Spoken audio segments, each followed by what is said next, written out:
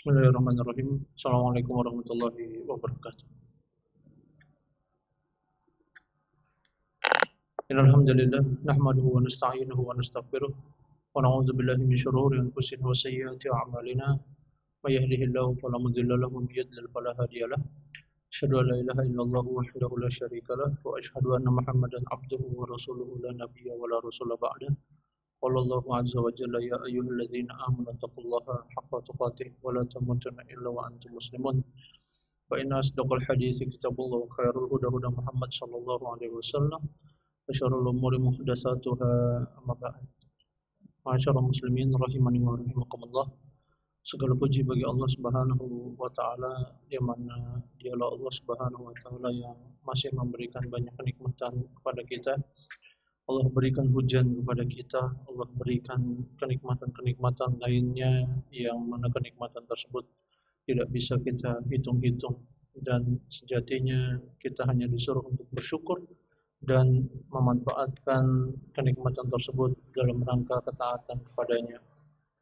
Kemudian salawat serta salam hendaknya kita aturkan kepada junjungan Nabi besar Muhammad sallallahu alaihi wasallam, yang mana beliau merupakan manusia yang terbaik, manusia yang paling kita nantikan syafaatnya nanti di yaumil kiamat kelak. Semoga Allah Subhanahu wa taala memudahkan kita untuk mendapatkan syafaat beliau, amin ya rabbal alamin. Masyaallah muslimin rahimani wa rahimakumullah, pada malam hari yang berbahagia ini insyaallah kita akan membahas yakni penyebab amalan seorang hamba tertolak. Penyebab amalan seorang hamba tertolak. Bapak Ibu kaum muslimin rahimani wa rahimakumullah, setiap kita pasti menginginkan amalannya diterima oleh Allah Subhanahu wa taala. Bahkan bukan hanya kita sebagai manusia biasa, dialah kekasih kita Ibrahim alaihi salatu wassalam ketika beliau telah meninggikan fondasi Ka'bah, beliau berdoa kepada Allah Subhanahu wa taala, Rabbana taqabbal minna, ya Allah terimalah amalan kami. Padahal kita mengetahui bahwasanya Ibrahim alaihi salatu wassalam beliau merupakan Khalilur Rahman, ya. Nabi atau Rasul yang bergelar Khalilur Rahman itu hanya dua. Yang pertama Ibrahim, yang kedua siapa Pak? Yang kedua siapa? Nabi kita Muhammad sallallahu alaihi wasallam. Jadi hanya dua. Oleh karenanya ketika Nabi Ibrahim berdoa kepada Allah Subhanahu wa taala ketika telah beribadah kepadanya, yakni meninggikan fondasi Ka'bah, maka hendaknya kita semakin besar dalam berharap kepada Allah Subhanahu wa taala ketika kita beramal agar amal kita diterima oleh Allah Subhanahu wa taala.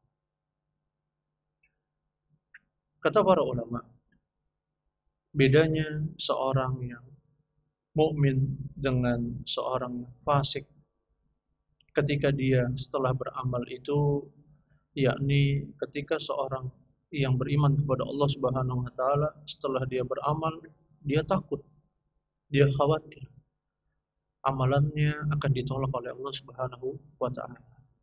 Sehingga dia banyak berdoa kepada Allah Subhanahu wa taala. Oleh karenanya inilah hikmah, kata para ulama, inilah hikmah mengapa orang-orang soleh zaman dahulu ketika telah habis Ramadan, mereka berdoa kepada Allah 6 bulan agar menerima amalan mereka. Ya, karena mereka takut amalan selama di bulan Ramadan ditolak oleh Allah Subhanahu wa taala.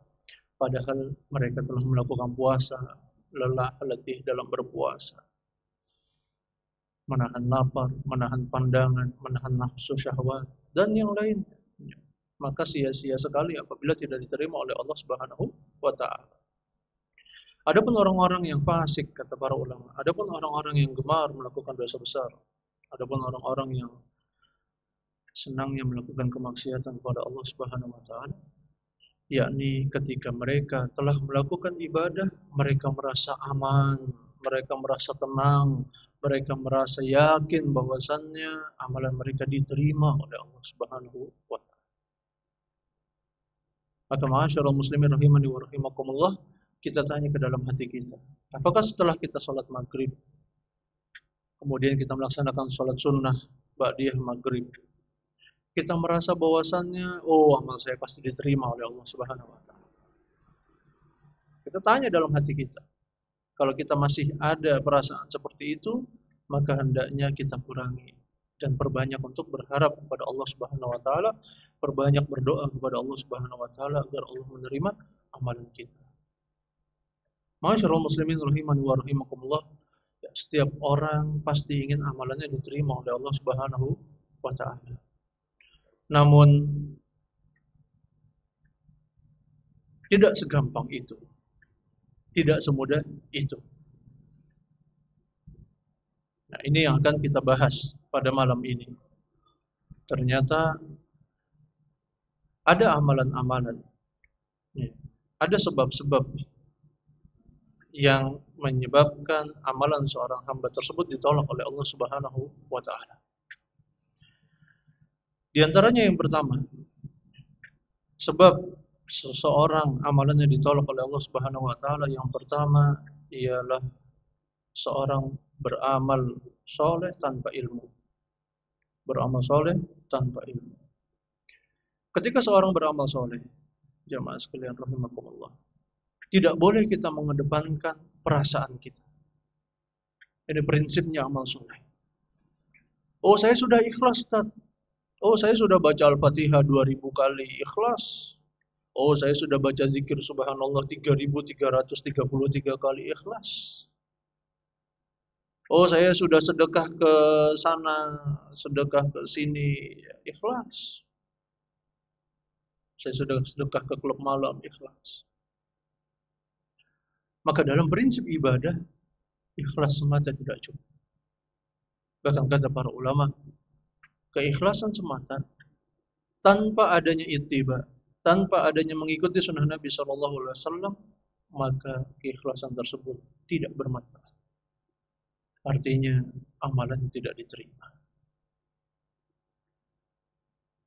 Oleh karenanya, ma'asyiral muslimin rahimani wa rahimakumullah, Nabi SAW beliau bersabda, "Man 'amila 'amalan laisa 'alaihi amruna fahuwa raddun."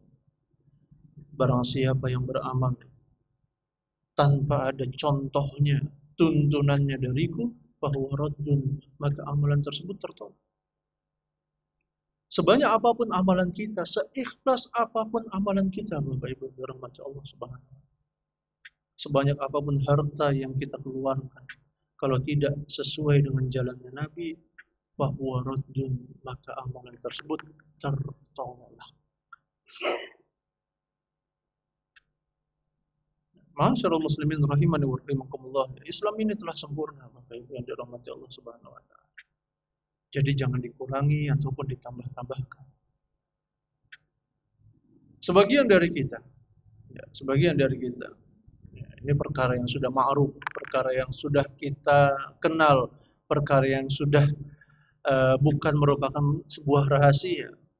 Banyak orang yang menambah-nambahkan ibadah, menambah-nambahkan amalan soleh, padahal amalan soleh yang digariskan, yang diajarkan oleh Nabi belum dilakukan.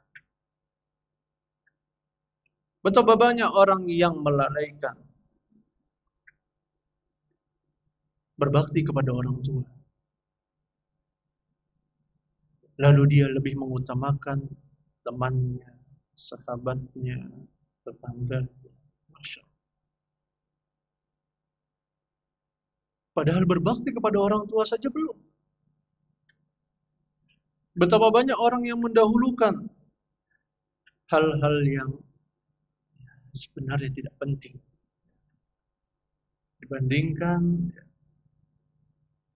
bandingkan dia melakukan amalan-amalan yang sudah digariskan oleh Nabi Shallallahu Alaihi Wasallam. Saya sering mengatakan bahwasannya ketika kita melakukan amalan-amalan sunnah saja, Bapak Ibu yang dirahmati Allah Subhanahu Wa Taala, badan kita akan kelelahan.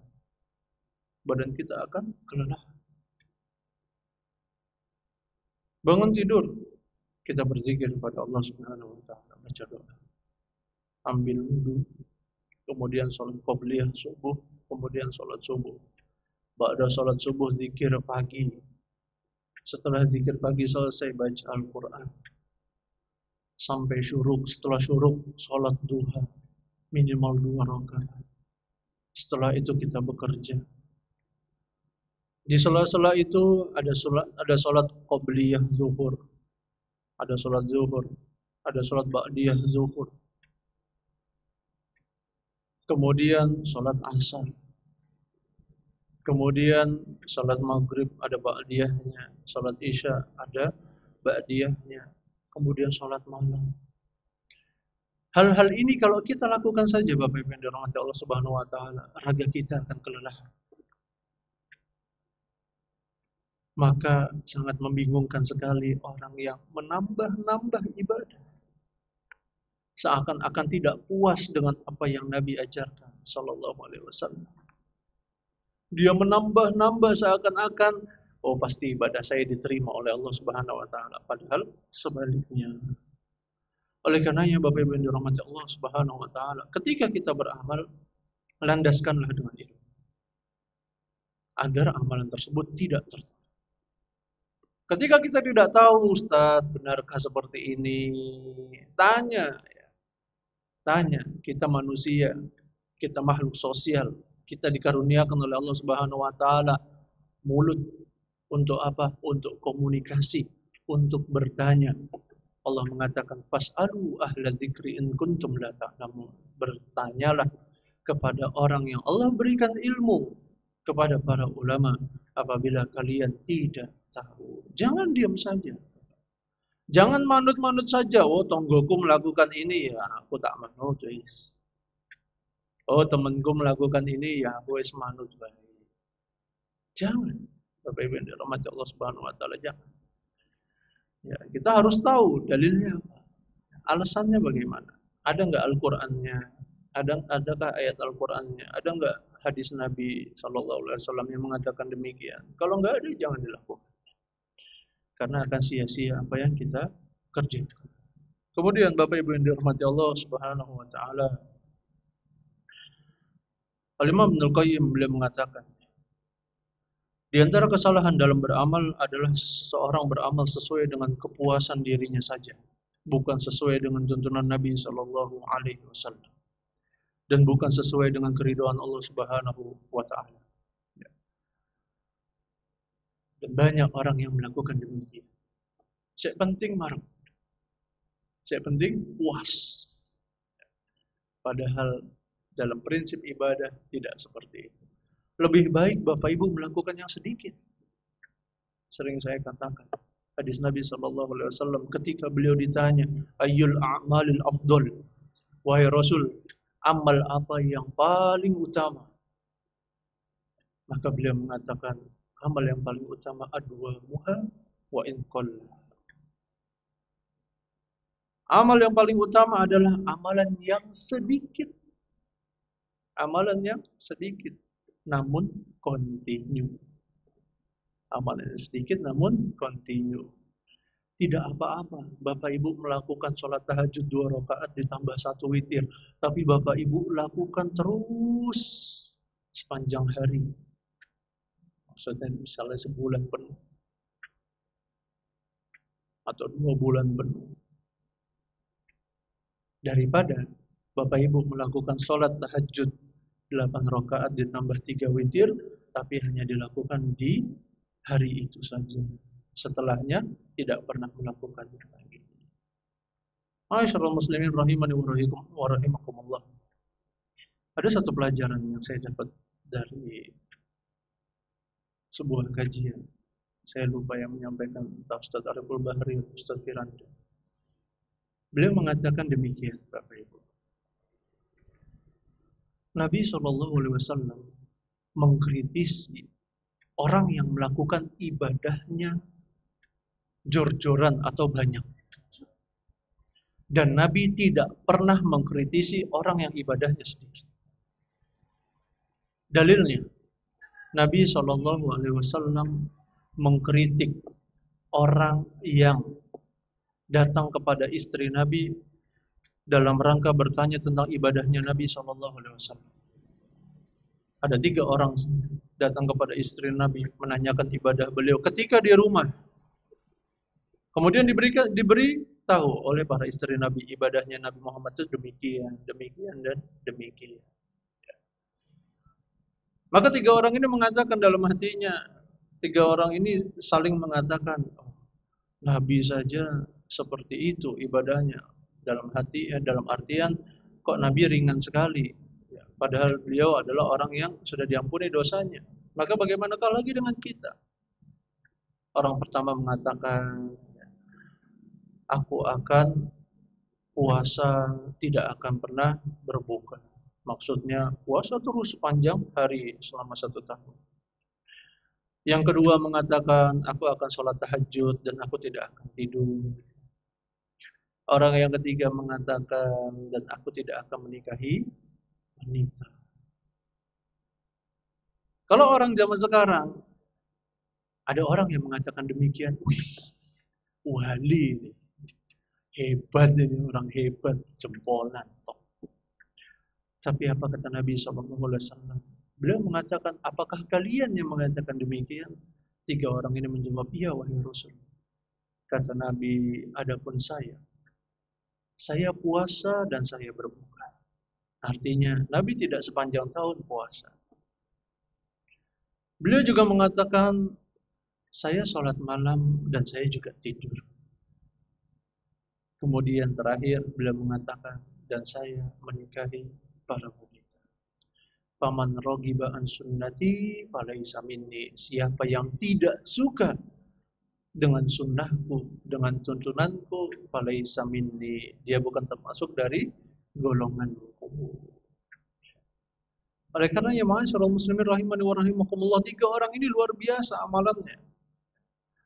Kalau mereka berhasil merealisasikannya, ini luar biasa sekali. Kalau mereka berhasil mewujudkannya, luar biasa sekali. Tapi Nabi SAW tidak mengiyakan. Karena apa? Karena jiwa manusia itu mudah bosan, Bapak Ibu. Ya, jiwa manusia itu mudah bosan. Dalam perkara dunia saja jiwa manusia itu mudah bosan. Ada orang yang melihara kambing, bosan, ganti melihara sapi. Oh, sapi bosan melihara ayam. Ayam bosan melihara mentok. Apalagi dalam ibadah. Apalagi dalam ibadah. Betapa banyak kita menjumpai orang-orang yang dulu mungkin membersamai kita sholat di sini. Namun sekarang kemana mereka? Ini menandakan bahwasannya jiwa manusia itu mudah bosannya, Bapak Ibu yang dirahmati Allah Subhanahu wa taala. Oleh karenanya adwa muha wa in qalla. Sedikit-sedikit saja tidak apa-apa, tapi continue. Saya sering mengatakan kepada para penghafal Al-Qur'an atau bagi bapak-bapak dan ibu-ibu yang menghafalkan Al-Qur'an. Bapak Ibu kalau mau menghafal Al-Qur'an tidak perlu banyak-banyak.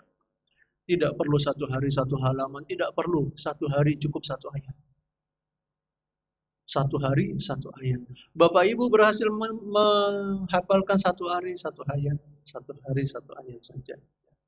Dalam setahun sudah bisa menghafalkan surat Al-Baqarah ditambah dengan surat Ali Imran. Surat Al-Baqarah ayatnya hanya 286. Masih ada sisa berarti. Bisa untuk menghafalkan surat Ali Imran. Masya Allah. Itu sebagai gambaran ringannya. Dan saya sering menyampaikan kepada orang yang ingin menghafalkan Al-Quran, ya jangan banyak-banyak dulu. Setengah halaman saja kita bisa menghafal per hari. Setengah halaman saja per hari. Itu dalam seminggu Anda sudah bisa menghafalkan 3,5 halaman. 3,5 halaman. Yang penting adwa muha wa in qalla. Yang penting sedikit-sedikit tapi continue. Kemudian yang kedua, penyebab amalan seorang hamba tertolak yang kedua ialah berlebih-lebihan atau gulu. Nabi SAW beliau bersabda, "Iyyakum wal ghuluwa fid din."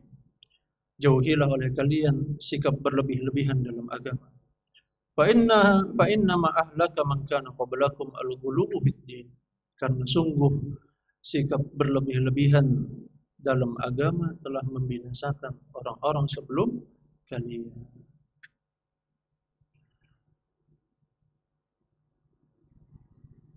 Dan salah satu hadis lain, yang menggambarkan tentang hadis ini, yakni kisahnya Rasulullah SAW ketika beliau masuk ke Masjid Nabawi, beliau mendapati sebuah tali yang terikat di antara dua tiang.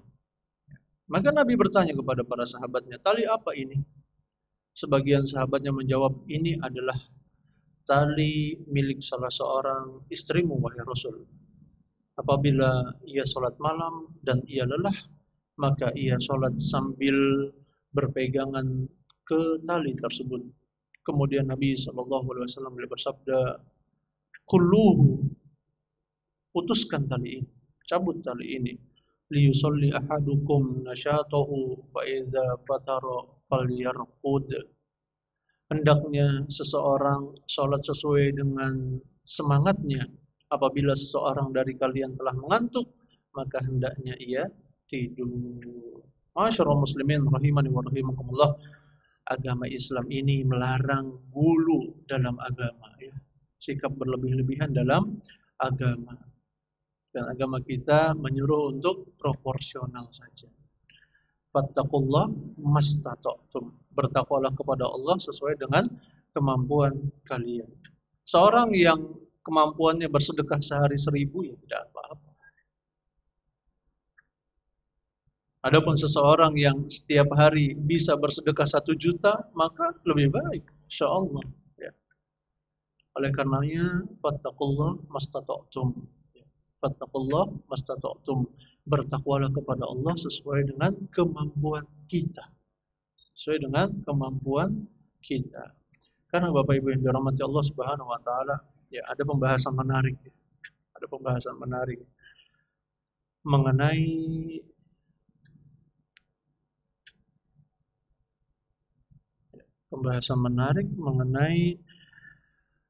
pembagian amal soleh. Suatu hari Al-Imam Malik bin Anas dikirimi surat oleh Abdullah Al-Umari, yakni keturunannya Umar bin Khattab radhiyallahu taala anhu. Pada saat itu Abdullah Al-Umari sedang berada di tapal batas kaum muslimin. Ya, ia mengirimkan surat kepada Imam Malik, wahai Malik, katanya, wahai Malik, hendaknya engkau banyak beramal dan menyedikitkan menuntut ilmu atau mengajarkan ilmu. Karena sejatinya Islam ini seperti ini, kata Abdullah Al-Umari. Maka Imam Malik bin Anas rahimahullah taala beliau membalas suratnya Abdullah Al-Umari dengan mengatakan, sesungguhnya Allah Subhanahu wa taala membagikan amal sebagaimana Allah membagikan rezeki. Ada orang yang dia mampu beramal, melaksanakan sholat, namun ketika bersedekah dia tidak mampu. Ada orang yang kuat puasanya, namun disuruh tahajud tidak mampu. Seperti inilah Allah Subhanahu wa taala membagikan amal soleh. Jadi Bapak Ibu yang dirahmati Allah Subhanahu wa taala, jangan memukul rata. Jangan memukul rata harus sama seperti kita. Bisa jadi orang lebih senang berzikir kepada Allah Subhanahu wa taala ketimbang dia melakukan sholat sunnah misalnya. Nah, hal demikian sebagaimana yang dikatakan oleh Al-Imam Malik bin Anas rahimahullah taala, amal soleh itu dibagikan oleh Allah Subhanahu wa taala sebagaimana Allah membagikan rezeki. Dan beliau menulis di akhir suratnya kepada Abdullah Al-Umari, aku menyangka bahwasannya menurutku apa yang aku lakukan ini, yakni menuntut ilmu dan menyebarkannya, tidaklah membuatku hina. Dan aku berharap dirimu dan diriku berada di dalam kebaikan Allah Subhanahu wa taala. Maka masyarul muslimin rahimani wa rahimakumullah, maksudnya saya bawakan kisah ini di dalam poin berlebih-lebihan ialah hendaknya seseorang beramal sesuai dengan kemampuannya. Sesuai dengan kemampuannya dan jangan berlebih-lebihan. Jangan berlebih-lebihan. Karena berlebih-lebihan pasti akan membinasakan kita. Betapa banyak orang yang awalnya berlebih-lebihan sampai akhirnya dia meninggalkan amalan soleh. Kemudian, ma'asyiral muslimin rahimani wa rahimakumullah, yang ketiga, penyebab amalan seseorang tertolak ialah meremehkan karena malas. Meremehkan karena malas. Di antara penyebab seseorang amalan yang tertolak oleh Allah Subhanahu wa taala adalah karena malas dalam beramal soleh. Sebagian orang ia sangat malas dan mencukupkan hanya yang wajib-wajib saja. Bahkan yang wajib pun terkadang disia-siakan. Apalagi pahala atau apalagi amalan-amalan sunnah, ya, ia tinggalkan dengan dalih, kan itu hanya sunnah, bukan wajib. Sebagian orang ya, bahkan mendahulukan hal-hal yang mubah, bahkan hal-hal yang makruh pun ia lakukan. Ia mengatakan ini kan hanya makruh, bukan haram. Akibatnya ia banyak sekali kehilangan pahala di sisi Allah Subhanahu wa taala. Padahal Nabi Shallallahu alaihi wasallam beliau mengingkari seorang sahabat yang meninggalkan sholat sunnah tahiyah masjid. Ketika Rasul berkhutbah dalam sholat Jumatnya, ada salah seorang sahabat masuk ke dalam masjid langsung duduk. Maka Rasul pun menegurnya, Apa kamu sudah sholat 2 rakaat? Maka dia berkata, belum wahai Rasul. Maka Rasul bersabda, bangkitlah kamu dan sholatlah 2 rakaat dan ringankanlah sholat. Masyaallah muslimin rahimani wa rahimakumullah, sebagian dari kita yang meremehkan amal soleh. Meremehkan amal soleh. Nanti ajalah sholatnya saat tua nanti. Saat muda ini foya-foya aja. Karena waktunya masih banyak. Karena mumpung masih muda, ya. Mumpung circle-nya masih banyak, komunitasnya masih banyak teman-temannya. Walhasil perkara-perkara yang wajib, amalan-amalan yang wajib ditinggalkan. Dia tinggalkan, benar-benar ditinggalkan. Ya betapa banyak kita melihat anak-anak muda tidak sholat, ya. Bapak Ibu, ya. Dirahmati Allah Subhanahu wa taala. Bahkan kemarin mungkin saya bertanya, ya. Dari 80 sekian persen penduduk Indonesia yang sholat, berapa menurut survei terkini? Hanya sekitar 38%, tidak sampai setengahnya. Hal ini menjadi bukti bagi kita bahwasannya betapa amalan-amalan soleh banyak dilalaikan dengan dalih malas. Padahal ma'asyiral muslimin rahimani wa rahimakumullah, terkhusus dalam salatnya atau amalan-amalan yang lainnya juga, menurut para ulama, apa hukumnya orang meninggalkan sholat karena malas?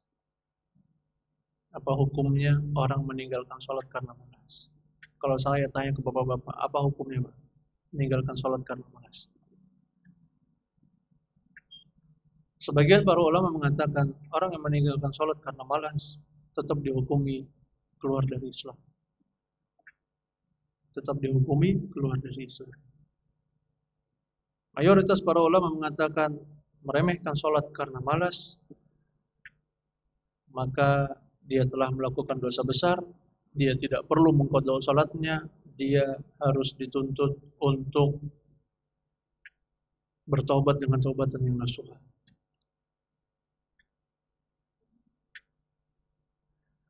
Dan banyak perbedaan pendapat ulama mengenai orang yang meremehkan sholat karena malas. Hal ini ya, memberikan bukti kepada kita ma'asyiral muslimin rahimani wa rahimakumullah, bahwasannya orang yang meremehkan ya, amalan soleh karena malas, ya, bisa jadi amalannya ditolak oleh Allah Subhanahu wa taala. Maka jangan malas. Solusinya jangan malas. Ustadz, saya sering ketiduran kalau sholat subuh. seringnya saya sholat subuh di waktu duha misalnya. Alhamdulillah Allah berikan kita kenikmatan berupa HP. Nah itu di setel alarmnya. Saya pribadi untuk alarm sholat subuh saja tidak satu, minimal tiga. Minimal tiga. Dan di setelnya jangan mepet waktu sholat subuh. Jangan. Misalnya subuh jam berapa sekarang? Jam 3.48. Jangan kita setelnya jam 3.50, jangan. Tapi kita setelnya jam 3.30, jam 3.35 atau jam 3.25 agar apa? Agar kita bisa bersiap untuk melaksanakan sholat. Syukur-syukur kita bisa melaksanakan sholat tahajud terlebih dahulu. Masyarul muslimin rahimani wa rahimakumullah. Jangan pernah meremehkan amal soleh. Karena kita tidak tahu ya. Kita tidak tahu bisa jadi amalan soleh yang kita remehkan tersebut dapat menyeret kita ke dalam neraka Allah Subhanahu wa ta'ala. Dan kita juga tidak tahu betapa banyak amalan-amalan ringan mampu memasukkan kita ke dalam surga. Contohnya kisah Israiliyat tentang seorang pelacur yang memberikan minum seekor anjing. Ini kan amalan ringan ya, Bapak Ibu yang dirahmati Allah Subhanahu wa taala. Ini amalan yang sangat ringan sekali, ya, memberikan minum seekor anjing. Amalan yang ringan. Dan ini mampu menyebabkan dia masuk ke dalam surga Allah Subhanahu wa taala. Kemudian yang keempat. Ya, yang keempat. Penyebab amalan seseorang tertolak. Yang keempat ialah mengharapkan pujian manusia.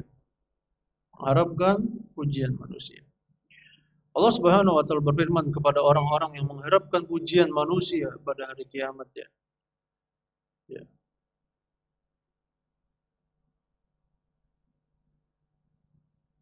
Di dalam sebuah hadis qudsi, Allah Subhanahu wa taala berfirman, "Idhabu ilal ladzina kuntum tura'una bi a'malikum fid dunya, fanzuru hal tajiduna indahum jazaa." Maka wahai manusia, pergilah kalian kepada orang-orang yang kalian harapkan pujiannya waktu di dunia. Dan lihatlah oleh kalian apakah mereka bisa memberikan pahala kepada kalian. Hadis riwayat Ahmad. Hadis ini Bapak Ibu yang dirahmati Allah Subhanahu wa taala tamparan yang sangat keras bagi kita. Yang selalu mengharapkan pujian orang dari amalan yang kita lakukan. Berhati-hatilah. Berhati-hatilah. Tidak sepantasnya manusia itu dicari pujiannya, Bapak Ibu ya. Tidak sepantasnya. Manusia itu adalah sesosok daging yang mudah terbolak-balik hatinya. Mudah terbolak-balik hatinya. Hari ini bisa jadi seorang menjadi followers kita dan besok menjadi haters. Hari ini bisa menjadi pengikut kita, menyanjung-nyanjung kita, memuji-muji kita. Besok menjadi orang yang mencela kita. Begitu pula sebaliknya. Oleh karenanya di dalam agama Islam yang mulia ini, kita tidak boleh menetapkan seseorang itu ya, masuk neraka. Tidak boleh. Sebagaimana sabda Nabi Shallallahu Alaihi Wasallam, innamal a'malu bil khawatim. Yang namanya amalan seorang hamba itu tergantung pada akhirnya.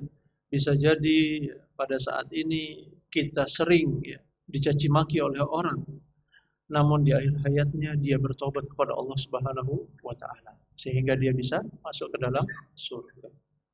Masyarul muslimin rahimani wa rahimakumullah ya. Maka seseorang tidak pantas untuk mengharapkan pujian manusia atau riya terhadap ibadah yang ia lakukan, dan hendaknya ia mengharapkan pahala hanya dari Allah Subhanahu wa taala dan mengharapkan keridhaan Allah Subhanahu wa taala, sehingga Allah Subhanahu wa taala akan menerima amalannya dan tidak membatalkan amalannya. Masyarul muslimin rahimani wa rahimakumullah, dan Allah Subhanahu wa taala itu benci, sangat benci kepada orang yang seharusnya meniatkan amalan ibadahnya kepada Allah, namun ia mengharapkan pujian manusia.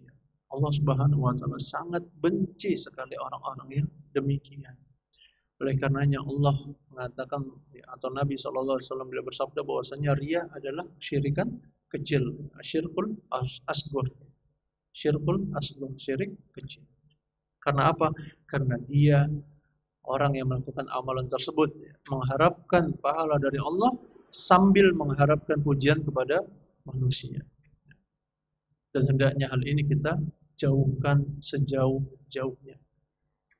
Oleh karenanya, salah satu orang yang mendapatkan naungan di sisi Allah Subhanahu wa taala di hari kiamat kelak adalah orang yang bersedekah dengan tangan kanannya, tangan kirinya tidak tahu.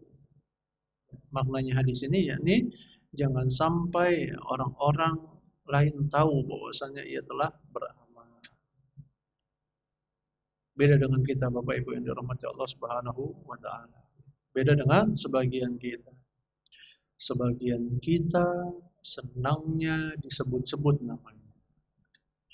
Ketika dibacakan dalam pembangunan masjid, Pak, misalnya Pak Selamat 1 juta rupiah, Pak Budi 2 juta rupiah.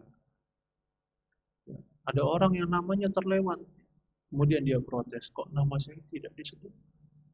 Kok nama saya tidak disebutkan? Oleh karenanya, ya Bapak Ibu yang dirahmati Allah Subhanahu wa taala, menjauhi riya dalam beribadah kepada Allah Subhanahu wa taala butuh kerja keras, butuh proses. Karena apa? Karena hati manusia terbolak-balik. Kemudian yang kelima, yakni ujub dan sombong. Ujub dan sombong.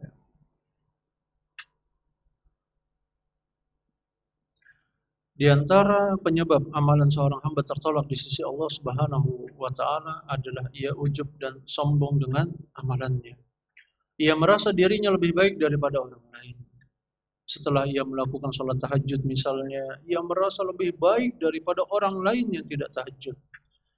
Padahal siapa tahu orang yang tidak tahajud tersebut menyesal sehingga ia lebih baik daripada orang yang bertahajud sambil membanggakan amalan tahajudnya. Berkata Al-Imam Ibnul Qayyim, orang yang tidak tahajud kemudian menyesali itu lebih baik daripada orang yang tahajud. Setelah tahajud ia ujub dan sombong karena amalannya tidak akan diterima oleh Allah Subhanahu wa taala. Ini diantara penyebabnya. 5 sebab yang dapat menyebabkan amalan seorang hamba tertolak di sisi Allah Subhanahu wa taala. Maka mari jauhi 5 sebab ini Bapak Ibu ya. Jauhi 5 sebab ini, jangan kita lakukan. Dan kita memohon kepada Allah Subhanahu wa taala agar Allah memberikan taufiknya, memberikan hidayahnya kepada kita agar menjauhi 5 sebab ini. Semoga Allah Subhanahu wa taala memberikan kita ilmu yang bermanfaat dan menjauhkan ilmu yang tidak bermanfaat. Amin ya rabbal alamin. Ya, sallallahu alaihi Muhammad, alhamdulillahirabbil alamin. Kita tutup dengan doa kafaratul majelis. Subhanakallahumma rabbana wa bihamdika asyhadu an la ilaha illa anta astaghfiruka wa atubu ilaik. Assalamualaikum warahmatullahi wabarakatuh.